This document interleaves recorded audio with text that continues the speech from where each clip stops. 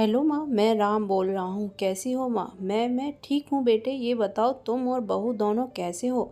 हम दोनों ठीक हैं माँ। आप की बहुत याद आती है। अच्छा सुनो ना माँ, मैं अगले महीने इंडिया आ रहा हूँ तुम्हें लेने। क्या? हाँ माँ, अब हम साथ ही रहेंगे। निशा कह रही थी माँ जी को अमेरिका ले आओ, वहाँ अकेली बहुत परेशान हो रही होंगी। हेलो, सुन रही हो ना माँ? हाँ हाँ बेटे। बूढ़ी आंखों से खुशी के आंसुधारा बह निकली। बेटे और बहू का प्यार नस नस में दौड़ने लगा। जीवन के 70 साल गुजार चुकी सविता ने जल्दी से अपने पल्लू से आंसू पोंछे और बेटे से बात करने लगी।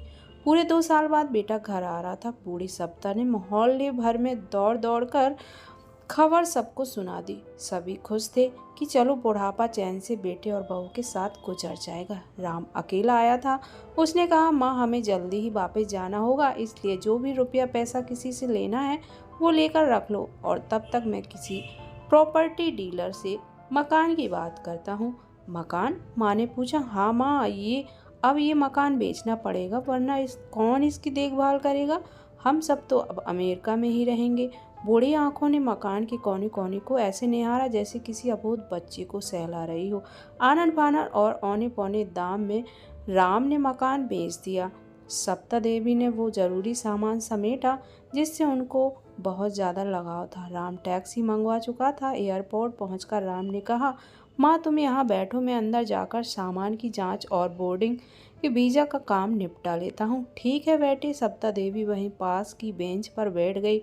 काफ़ी समय बीत चुका था। बाहर बैठी सप्ता देवी बार बार उस दरवाजे की तरफ देख रही थी जिसमें राजू गया, लेकिन राजू अभी तक बाहर नहीं आया था। शायद वहाँ बहुत भीड़ होगी सोचकर बूढ़ी आंखें फिर से टकटकी लगाए देखने लगती हैं। अंधेरा हो चुका था। एयरपोर्ट के बाहर गहमागहमी कम हो चुकी थी। माँ जी किससे मिलना है? एक कर्मचारी ने वृद्धा से पूछा। मेरा बेटा अंदर गया था टिकट लेने, वो मुझे अमेरिका लेकर जा रहा है ना, सविता देवी ने घबराकर कहा। लेकिन अंदर तो कोई पैसेंजर ही नहीं है। अमेरिका जाने वाली फ्लाइट तो दोपहर में ही चली गई। क्या नाम था आपके बेटे का? कर्मचारी ने सवाल किया।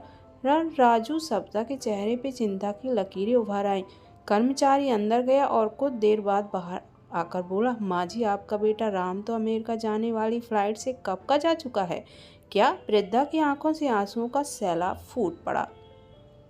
बूढ़ी माँ का रोम रोम कांप उठा। किसी तरह वापस घर पहुंची तो अब बिक चुका था। उसका घर बिक चुका था। रात में घर के बाहर चबूते पर ही सो गई। सुबह हुई तो दयालु मकान मालिक ने एक कमरा रहने को दे दिया। पति की पेंशन से घर का किराया और खाने का काम चलने लगा। समय गुजरने लगा। एक दिन मकान मालिक ने वृद्धा से पूछा, माँ जी क्यों नहीं आप अपने किसी रिश्तेदार के यहाँ चली जाएं?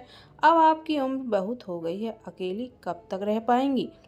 हाँ चली तो जाऊं, लेकिन कल को मेरा बेटा आया तो यहाँ फिर कौन उसका ख्याल रखेगा? यह सुनकर बहुत ज़्यादा दुख हुआ दोस्तों, और मेरी आंखों में आंसू आ गए। तो दोस्तों आपको ये कहानी कैसी लगी हमें कमेंट करके ज़रूर बताएं, और कहानी आपको पसंद आई हो तो वीडियो को ज़्यादा से ज़्यादा शेयर करें। हमेशा आपको ऐसी ही कहानी आपको मिलती रहेगी। तो दोस्तों कहानी सुनने के लिए आपका बहुत बहुत धन्यवाद। मिलते हैं अगली कहानी के साथ। नमस्ते दोस्तों।